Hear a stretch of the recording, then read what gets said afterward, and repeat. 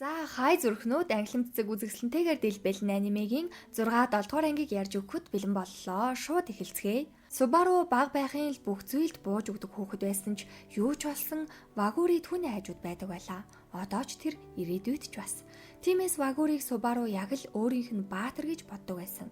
Ингээд Субару Ринтаротой уулзаж өөрийнхөө дур зоргоор ашиглаж ахиж хизээч Вагуритай бити уулзаарай гэд хэлсэн болохоор Вагуригаас уучлал гуйхад цаадах нь бүр тийм ч сүртэй хүлээж авахгүй.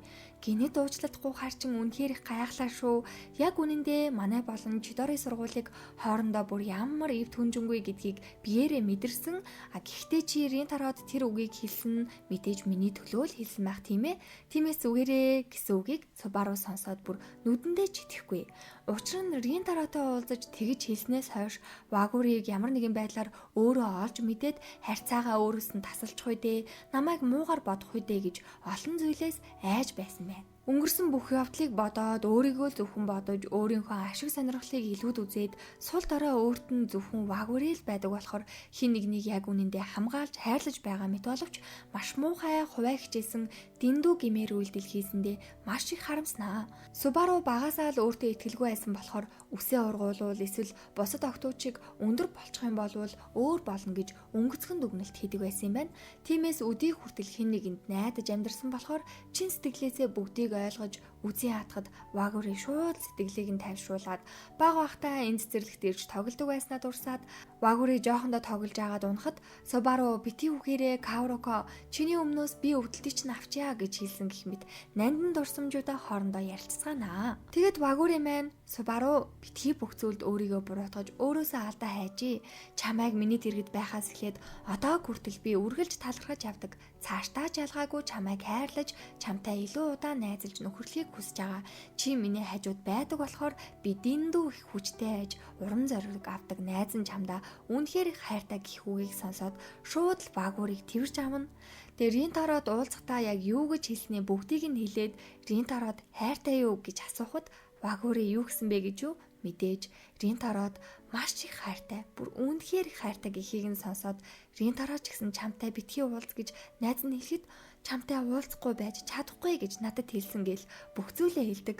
Октод ийм хөөхөнтэй хамаг юм нин угу яриал. Субару ч гэсэн энэ өдрөөс эхлээд Вагурида бүр илүү ихээр итгэхээр шийддэг. Манай хоёрыг ярилцаж дуусаад гэрлүүг алхаж яхад Ринтаро Вагури илүү залгаж байна. Вагури ч сандраад Ринтаро хачин царайлцсан хөөхөн энэ хоёр яах чаа гэхээр Субарутай сүүлд уулзаад эвгүй сэтгэл төрүүлсэн байж магадгүйгээд дахиж уулзаж ярилцах гэд Вагуригаас дугаарыг нь авах гэж байна. Тэ хажууд нагаа одоо ярьчих гэхийг сонсоод үхтлээ сандарнаа. Ингээд маргааш гэх өдөр хичээлийн дараа уулзахаар цагаа тохироод уулзлаа гэж. Харин Ринтаро уулзсан даруйдаал Субару дөрмдтэйгээ байгаа болохоор ийм асуудал үүсэхгүй гэж санаан зовно. Тэгснээл Субару би яг яавал юу хийвэл Вагуритай маань уулзуулахыг зөвшөөрөх юм гэж авдیں۔ Субару бүр шок. What? Би ямар Вагури гэж ээж юм уу? Бити балараад байгаарэ гэл. Гү тийм утгаар бишээ. Кикё сургууль, Чидори сургууль хоёр угаасаа анханасаа ямар амар таарамжгүй харилцаатай байсныг чи мэдж байгаа болохоор яг юу хийвэл Вагуритай уулзаж цаашдаа удаан хугацаанд харилцаж чадах юм бэ гэж л асууж байгаа юм байна л та. Тэгсэж Субару харин ч би өөрөө дуран мэдэж Вагури хоёрын харилцааг таслах гэж оролцсон. Тийм болохоор цаашдаа заавал надаас асуух шаардлага байхгүй. Та хоёрын өөрсдийн чинь гаргах шийдвэр байхад уурлах байдал яагаад надаас ингэж асууж байгаа юм гэсэн чи Ринтаро маань яг үнэндээ ерөөсөө Субаруд муухай зүйл бодож санаагүй. Гэхдээ Вагуритай уулзахгүй байж чадахгүй ч гэсэн Вагурид ямар нэгэн байдлаар төвөг удаж дараа болж асуудал үүсгэхгүй байдлаар уулзах боломж бүрдүүлэхийг л хүсэж байгаа юм л да. Ринтаро ч гэсэн угаасаа Субаруг Вагурийг л бодож түүнийхээ төлөө л өөртөө нь уулзуулахгүй гэсэн Вагурийг л угаасаа хайрлаж нандиндаг болохоор ийм зүйл хийсэн гэдгийг нь бүгдийг мэддэг. Тиймээс Ринтаро маань Вагуригийн хүндэлдэг хайрладаг хүнийг ч гэсэн би ч гэсэн хүндлэх болно гэснээр Субару энэ л үед Вагурийг бүр ямар гайхалтай, үнэхээр зөөлөн сайхан сэтгэлтэй хүнд хайртай болсон бэ гэж боддог. Манай Субару угаасаа зөөлөрсөн Вагуритай уулзаад Ринтарог Вагуритай өөртөө нь уулзаж чадахгүй гэж хэлсэн гэдгийг нь хэлсэн гэсэн чинь Ринтаро бүр сонин царайлал. Эцэст нь Субару бүхнийг ухаарж энэ хоёрынхаа харилцааг хүндэлж ямар нэгэн байдлаар сургуультай ойрхон л биш бол хаач уулзсан хамаагүй. Учир нь сургуулийн ойр багш нар их явдаг. Тэгээд бүр Ринтаротой хоёулаа сайн найзууд болох уу гэж асуудаг заа. Ринтаро хизээч Субаруг өөрөөс нь найз болъё гэж асууна гэж угаасаа бодоогүй л байж тараа штэ.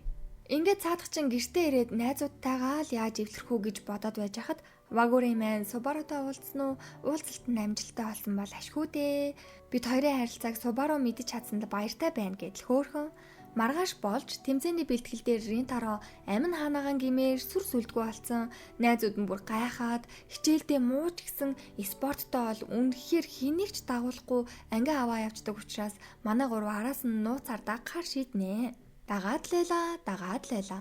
Нилээ удаан дагсан чинь саадан дотор Кикёгийн хоёр охинтой уулзж гин. Гурван найз нь шок. Нэг газар орж суугаад байн дуудаж ярилцъя гэсэн дуучлаарай гэж Ринтарог хэлэхэд Вагури харин ч нөө чамтай уулзах тусмал би баярлах болно гэж хэлээд тэгж хэлсэндээ ичээд Субаруч найзаагаа ийм байдалтай ахыг анхудаа харсан болохоор гайхаж орхиноо.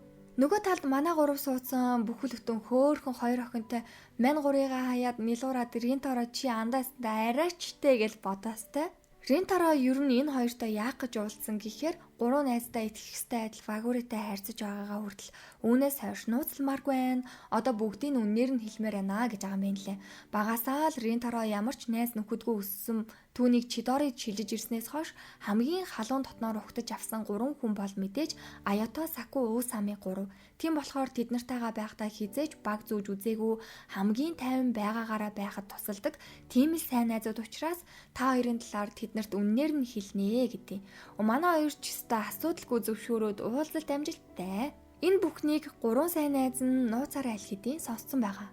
За гэрлүүн дөхүүлж өгөх гэсэн чинь замд нь айл эхний анги дээр гараад Ринтарогоос үхтлээ хагаад зогтдог хоёр штэ. Тэр хоёр нусан чапагчаан ах нарыгаа дагуулад ирсэн. Манай Ринтарог нийлж пойлдох юм гинэ. Ирсэн ах нар нь явах вэ? Миний хоёр дөвч юм уу өстой яадаг гинэ дагуулж авч байгаа хоёр охины чинь хажууд химих нүдэд үгүй итэр гэл том байх шүү. Вагурич Ринтарогоо хамгаалаад, Ринтароч Вагуригаа хамгаалаад манай хоёр охиныг явуулчих тэгээд уучраа холъё гэсэн ч юу гэж тэгж баярлуулах авал гэж байна. Нэг нь бүр Субаругийн үс мүсэнд зөвшөөрөлгүй хүрээд энэ л үед цагаа олж Усами, Саку, Аято 3 ирэлгүй яхав те. Тэгээ манай гурав Ринтаро хоёр охиныгаа аваад яваа санаа зоволтгүй л гэж байна. Ядчихад нэг гар нь дугаал байж ахгүй эхний анги дээр Вагурыг хамгаалаад Ринтаро юм өргөд цус гарсан байсан да. Тэгээ тэрийг нь бид нар цогсон энтер гэж худлаа бурж агаад Аятогийн уурыг хүргээд жижи. Ринтаро хоёр охиныгоо метроны буудлыг хөргөж өчөөд тэр хэд дээр очих гэсэн биш бүх зүйл дууссан андаа маргааш спорт өдрөлөг дээр уулзъя гэж авд юм да. Тэгэхээр яасан байх нь вэ? Манай гурав чинь найзыг нь гимтээсэн гэх үгийг сонсоод тэсэлгүй бүгдийг нь нүдчихсэн байх нь штэ. Сүүлд нь томроод байсан чапак дээр Аято очоод найз дахиж манай найзыг доромжилсан өнгө аясаар яриул те. Яхаа мэдчихээ хааштай гэх явна да. Үнэхээр найзаагаа хүндэлдэг нь энэ хэсэг дээр илт харагддаг. Шинэ өдөр эхэлж Ринтаро нөгөө эдтэйгээ ойлголцож ярилцаж чадаагүй болохоор үнэхээр тоглолтондоо анхаарч чадахгүй алдсаар нөгөө гуравч ярилцах гээд ирэхэд Ринтаро өчигдрийн явдалтай маш их баярснаа хэлсэж Усами зүгээрээ андаа чамааг дагаж явсан онож гэж хэлээд ам алдаад бандсандаа Сакуг ганцаарнг нь үлдээгээд явна штэ.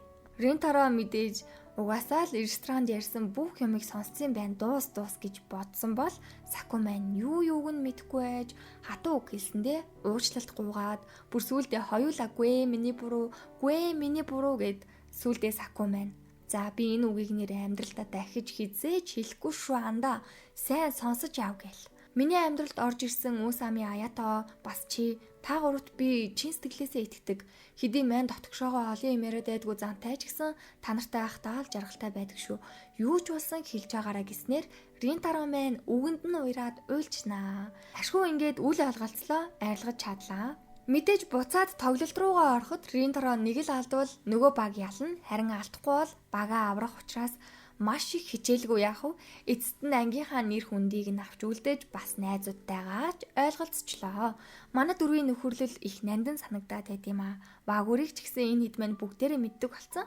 Ингээд 6 7 дугаар ангийг нь багцлаад ярьж өглөө манайхаа 6 дугаар анги дээр ихэнх хэсэг нь Субаругийн хэсэг явсан учраас арай хитрхи богино болох гээд байсан. Тимээс нийлүүлээд оруулсан. Дараагийн гайдаа удахгүй оруулахыг хичээн. Та нар минийгээ лайка дараад, subscribe дараад үзээрэй. Сүүлийн үед анзаараад байхад үзчээ сэтгэлдэлчгүй, лайкчгүй, хайчдаг болчих та нар те. За. Тэгээд зүрх